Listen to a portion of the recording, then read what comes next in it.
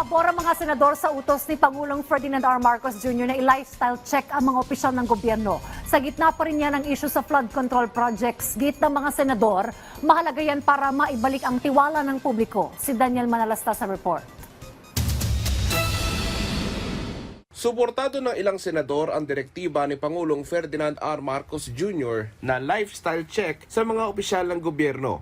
Ito'y para masilip kung sangkot sa katiwalian ang mga government official sa gitna yan ng kontrobersiya sa maanumalyang flood control projects. Si Senadora Amy Marcos may target kung sino dapat ang manguna sa lifestyle check. O kinakailangan talaga magpaka-good example naman ng mga mambabatas kasi kami ang tumatayong liderato ng bansa, dapat leader din kami sa anumang lifestyle at iba pang check.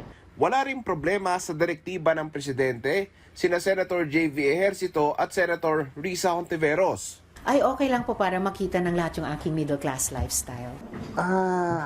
I think it's about time and actually noon ba yun talagang meron naman dapat na sinusunod na lifestyle, di ba? May etiquette dapat sa gobyerno na hindi dapat maging magarbo.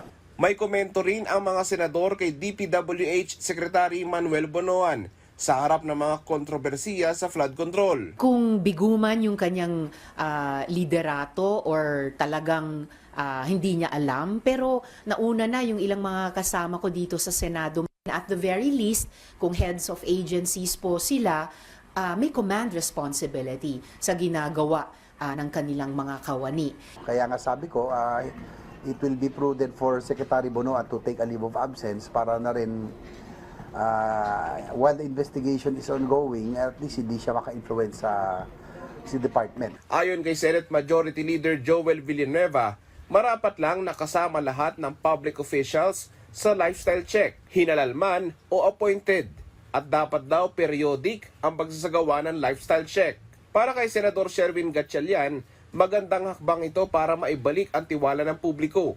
Git pa niya na dahil sa tindi ng anomalya sa flood control projects, dapat seryosohin ang paglaban sa korupsyon. Daniel Manalastas para sa Pambansang TV sa Bagong Pilipinas.